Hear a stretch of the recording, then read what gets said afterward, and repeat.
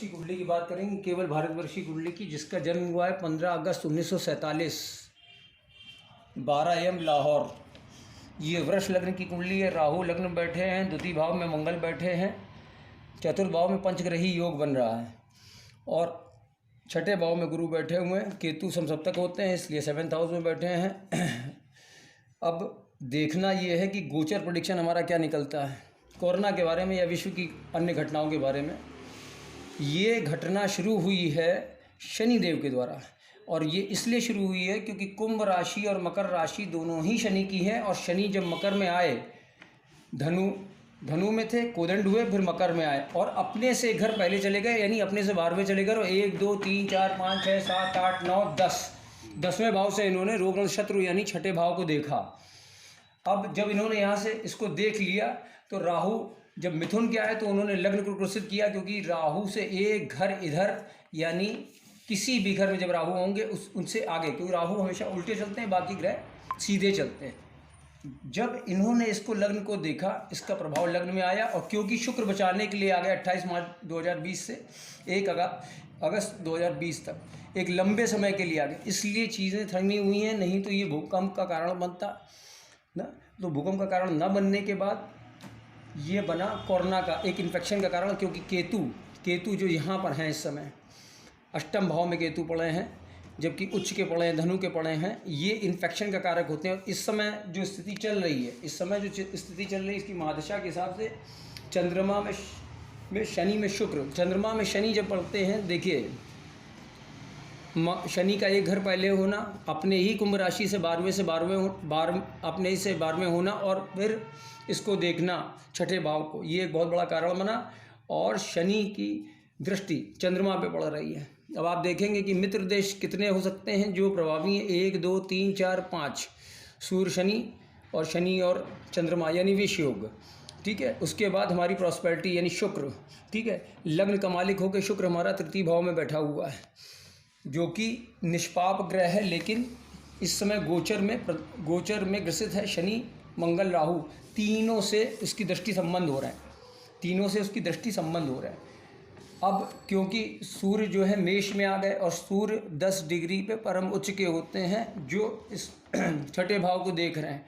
जब तक ये तुला राशि में नहीं आ जाते सूर्य, इसी तरीके की स्थिति उत्पन्न होती रहेगी और हमको एडजस्टमेंट करना पड़ेगा। और आखिरी कैजुअलिटी जो मानी जाएगी वो तुला की मानी जाएगी। नहीं, सितंबर अक्टूबर तक कुछ केसेस मिलते रहेंगे। और जब ये सूर्य 26 26 अप्रैल पर उच्च के होंगे, 10 डिग्री पे होंगे, महाउच्च के चले जाएंगे, तो ये स्थिति पे कंट्रोल आने की स्थिति होगी। जैसे आज आप देख सकते हैं कि चीज़ें ठीक हो रही हैं, दवाइयाँ मिल रही हैं, उपचार मिल रहे हैं, कैजुअलिटीज़ हो रही हैं, वो अलग बात है। क्योंकि राहु जब यहाँ गोचर करेंगे तो विपदा और खड़ी होगी।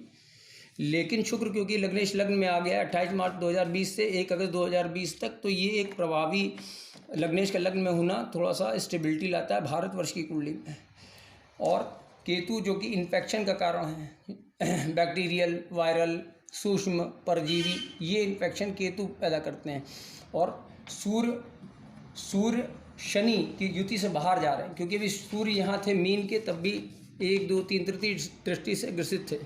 शनिदेव की 3 दृष्टियाँ होती हैं, 1 2 3 4 5 6 7 8 9 10, 10वीं दृष्टि शनिदेव की किसी भी खाने में क्यों ना पड़े, चाहे भारतवर्ष में या पूरे हिंदुस्तान में कोई अपनी कुंडली उठा के देख ले, थोड़ा सा जानकार हो, कुंडली उठा के दे सकता है। शनिदेव की 10वीं दृष्टि और राहु से एक घर आगे, ये 2 खाने हमेशा विवादास्पद रहेंगे, चाहे उसमें उच्च के हों चाहे नीच के हों। अब आप ये देखिए कि राहु वृष के उच्च के होते हैं, लग्न में बैठे हैं, और एक तरह से ट्रांजिट भी मांग सकते हैं आप।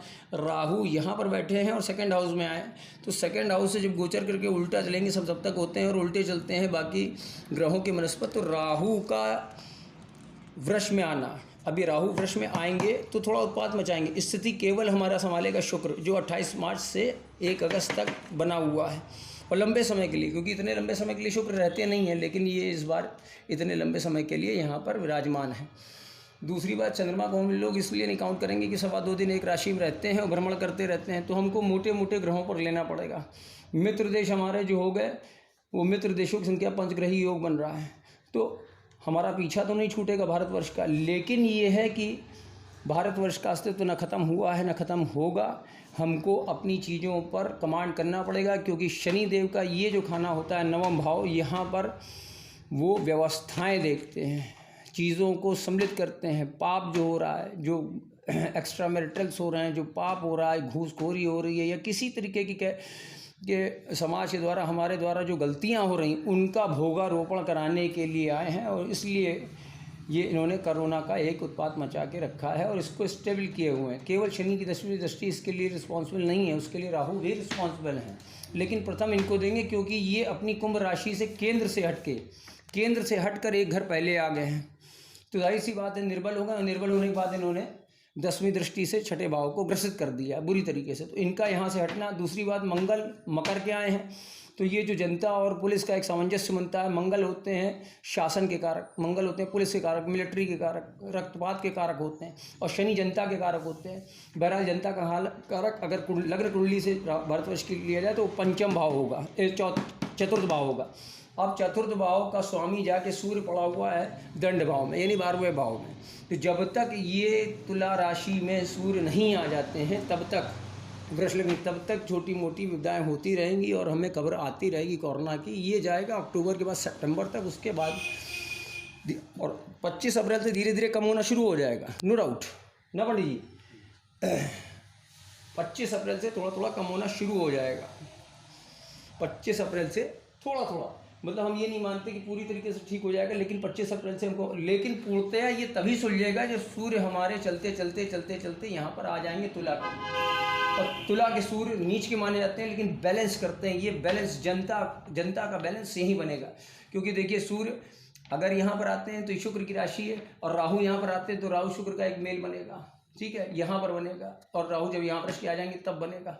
तो इस तरह से ये चीज़ें सेटल होते होते टाइम लगेगा। इसमें किसी भी तरीके की पैनिक होने की व्यवस्था नहीं है। ये एक ब्रह्मांड का या प्रभु का, जो आप समझ सकते हैं स्पिरिचुअल लाइफ का, चीज़ों को सेटल करने का तरीका है।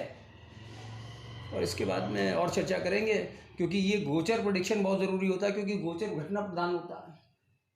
एक हमारी कुंडली बन जाती है जिस समय हम पैदा हुए थे, वो आसमान का चित्र ये है, और एक ये गोचर प्रधान है। जैसे आप देख रहे हैं ये लाल कलर के जितने लिखे हैं, ये प्रेजेंट टाइम में ग्रह यहाँ पर है, जबकि बुध आज ही यहाँ पर आ गए, कल आ जाएंगे, मेरे ख्याल से कल यहाँ पर आ जाएंगे। ये सूर्य बुधादि योग बनेगा, चंद्रमा साथ पड़ा है, चंद्रमा की महादशा चल रही है उस हिसाब से देखा जाए तो इसमें जैसे प्रधानमंत्री जी के दौरे हुए हैं, तो चंद्रमा यात्रा के कारक होते हैं। चंद्रमा शनि के साथ मिलकर विषयोग बना रहे हैं, चंद्रमा शनि सूर्य, चंद्रमा शनि शुक्र, ये चंद्रमा की जितनी भी महादशाओं के पुट आ रहे हैं वो वही संक्रमण कर रहे हैं। अब देखने वाली बात ये है कि 25 तारीख हमारी करीब आ रही है, 25-26 को हमारे सूर्य जो है मेष के उच्च के 10 डिग्री के हो जाएंगे, जो परम उच्च के होंगे, तो चीज़ों का निदान शुरू हो जाएगा। ऑल ऑफ ए सडन चीज़ें नहीं खत्म होगी, लेकिन हमको रास्ते मिलना शुरू होंगे, उपचार शुरू होगा धीरे धीरे, और ये धीरे धीरे करके ये मामला ग्रेजुअली जाएगा आपका ये अक्टूबर तक, 2020 अक्टूबर तक धीरे धीरे खत्म होगा। खैर अगले महीने से काफ़ी राहत हो जाएगी, लेकिन हमको उस पर डिपेंडेंट होना पड़ेगा, और फिर हम लोग को डिग्री निकालनी पड़ेगी। इधर व्यस्तता बहुत ज़्यादा है, डिग्री निकाल के और भी प्रेडिक्शन इसके निकालेंगे, काफ़ी प्रेडिक्शन है, और इतनी जल्दी ज्योतिष न खत्म होती है न बांधी जा सकती है। सादर धन्यवाद आपका।